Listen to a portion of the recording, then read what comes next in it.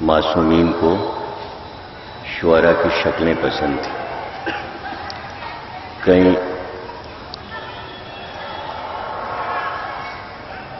سید اسماعیل ہمیری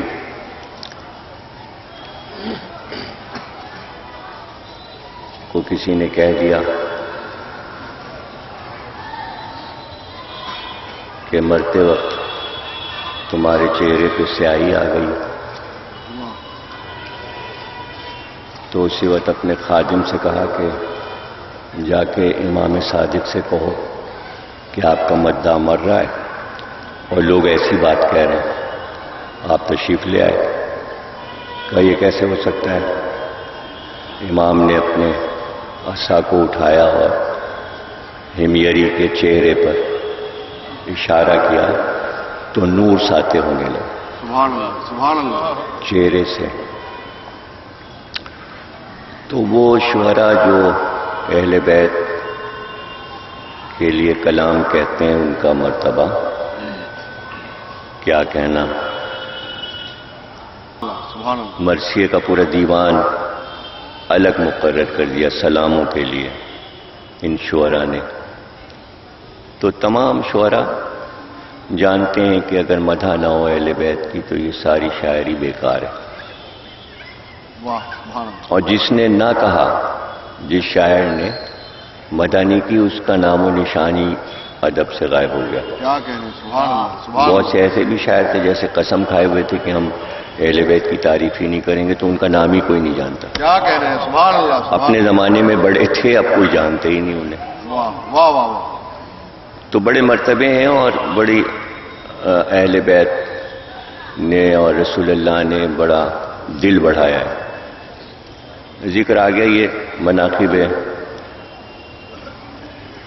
شعر ابن عاشور کی کتاب مشہور ہے. عالم، شام کے عالم تھے وہ، اور حلب میں ان کی قبر ہے روضے پہ. تو وہ اسی میں ایک واقعہ میں آپ کو مداحوں کا سنا دوں کہ ایک عجیب واقعہ ہے اور وہ مجھے بہت پسند ہے.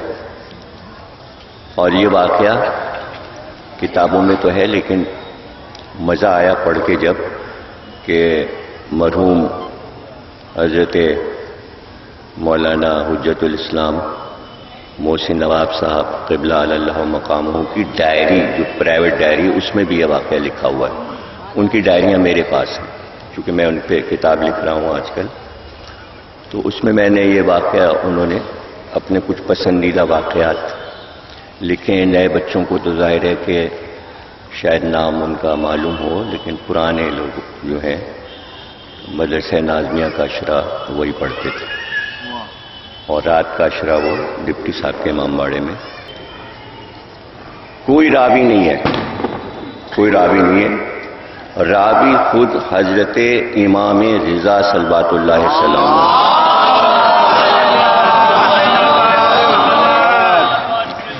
فرماتے ہیں کہ میں نے خواب دیکھا، امام فرما رہے ہیں کہ میں نے خواب دیکھا کہ میں جنت میں اپنے جد رسول اللہ کے حجرے میں داخل ہوا. واہ. امام فرما رہے ہیں جب میں داخل ہوا تو میں نے دیکھا کہ وہاں پر میرے جد کے پاس میرے دادا علی بھی بیٹھے ہیں واہ، سبحان اللہ. اور میرے جد حسن و حسین بھی ہیں اور میری دادی بھی تشریف فرمائے.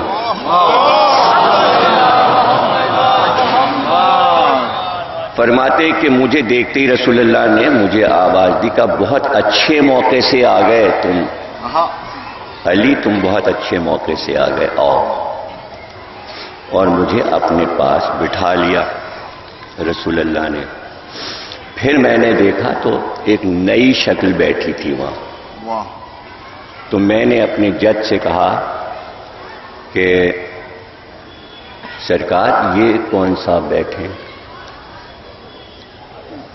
تو رسول اللہ نے کہا کہ اسی لیے تو میں نے تمہیں مرحبا کہا، یہ آج میرے حجرے میں آئے ہیں، سید اسماعیل ہمیری ہیں، یہ ہمارے بیٹوں کی مدح کرتے ہیں، یہ ہمارے بیٹوں کا قصیدہ کہتے ہیں۔ تو اسی لیے میں نے کہا کہ اچھے موقع سے آ گئے، یہ آج میرے پاس آئے ہیں، میں نے انہیں بلوایا ہے جبریل کو بیچ کے جنت کے حجرے سے، اس لیے کہ انہوں نے ایک قصیدہ میری بیٹی فاطمہ کے لیے کہا، کیا کہنے ہیں، واہ واہ واہ تو وہ قصیدہ سننے کے لیے آج میں نے بلایا، واہ واہ واہ، اور وہ تم بھی سنو۔ تو اسماعیل ہمیری نے وہ قصیدہ پڑھنا شروع کیا، جناب سیدہ بھی تشریف فرما، اور مدح ہو رہی شہزادی کی۔ جب قصیدہ ختم ہو گیا تو رسول اللہ نے فرمایا علی رضا واپس جا کے اعلان کر دینا کہ اپنے بچوں کو یہ قصیدہ مومنین یاد کرا دے۔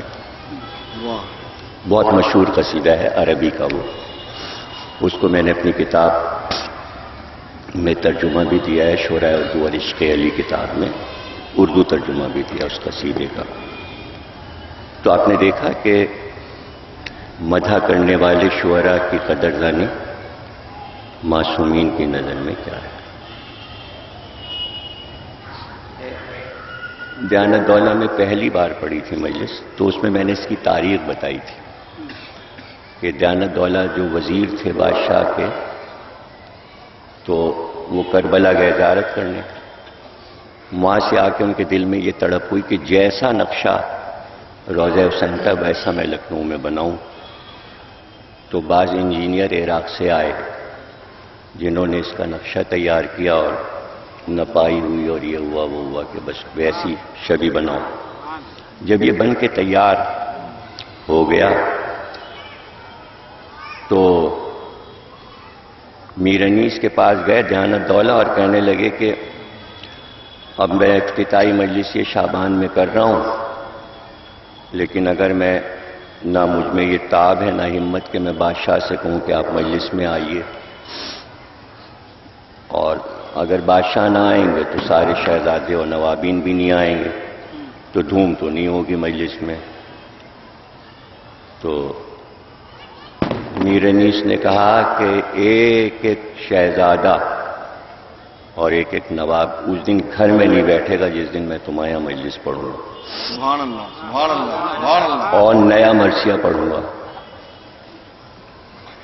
بس تم یہ کرو، اب یہ تو بچوں کو بتا دوں میں کہ واجد علی شاہ کی سواری جب نکلتی تھی تو اس کا طریقہ یہ ہوتا تھا کہ سب کو گھر سے نکلنا ہوتا تھا اپنے سرکاری لباس میں، سپاہیوں کو، نوابین کو، مطلب کوئی گھر میں نہیں بیٹھ سکتا تھا جب بادشاہ کا ہاتھی نکلے گا جلوس۔ تو اس کا طریقہ یہ تھا کہ بادشاہ کا جو ہاتھی تھا وہ پلچ خاں کے میدان سے قیصر باغ خالی بھیجا جاتا تھا، اور اس کی گھنٹیاں بجتی تھیں تو لکھنؤ والوں کو معلوم ہو جاتا تھا کہ ہاتھی جا رہا ہے، آج بادشاہ کی سواری نکلے گی۔ سب جلدی جلدی تیار ہو جاتے تھے اور ان کے سب کے ہاتھی نکل آتے تھے کہ جیسے ہی بادشاہ کی سواری نکلے گی سب اپنے اپنے محلوں سے جہاں جہاں شہزادے ہیں وہ نکل آئیں گے اور سواری کے ساتھ پیچھے چلیں گے۔ تو دیانت دولہ نے صبح ہی کو بادشاہ کا ہاتھی نکلوا دیا، واہ واہ واہ واہ، مجلس کی شام کو تو اسی بس سے انتظار ہے کہ سب سڑکوں کے پاس کھڑے ہو گئے بڑے بڑے شہزادے، اور سواری کا انتظام خود دیانت دولہ کے پاس تھا۔ جب بادشاہ نے کہا یہ پہلے سے کیوں، تو انہوں نے کہا میر انیس نے مجھ سے کہا تھا میں کیا کروں۔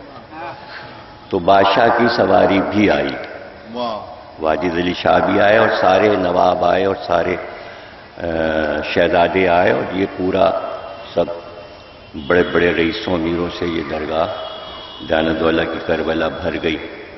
انیس نے نیا مرثیہ لکھا تھا اور وہ انہوں نے جب بادشاہ آ کے بیٹھ گئے تو شروع کیا، یا رب چمنے نظم کو گلزار ارم کر، تو فیض کا مبدا ہے توجہ کوئی دم کر، اے ابر کرم خشک زراعت پکرم کر، تم نام کو اعجاز پیاموں میں رقم کر، جب تک یہ چمک مہر کے پرتوں سے نہ جائے، اقلیم سخن میری قلم رو سے نہ جائے، آؤں طرف رزم ابھی چھوڑ کے گر بزم، خیبر کی خبر لائے میری تبے اولو لازم، قطع سر آدھا کا ارادہ جو ہو بالجزم، دکھلائے زباں سب کو یہیں مار کے رزم، جل جائیں ادو آگ بھڑکتی نظر آئے، بھئی تلوار پہ تلوار چمکتی نظر آئے، وہ ایک زباں ماں ستا مسکن ماہی، وہ ایک زباں ماں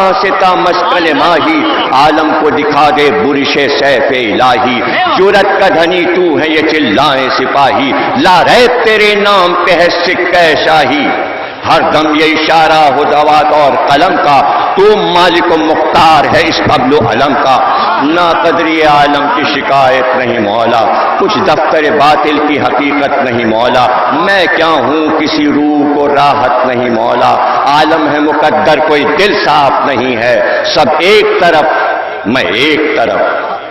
اور اس کے بعد انہوں نے دعا کی کہ میری زبان میں ایسی تاثیر و ایسی طاقت عطا کر دے کہ میں اقلیم سخن پر راج کروں اور میں سند بن جاؤں۔ تو میں سمجھتا ہوں اس وقت انیس دعائیں مانگتے جا رہے تھے اور ان کی دعائیں قبول ہوتی چلی جا رہی تھیں۔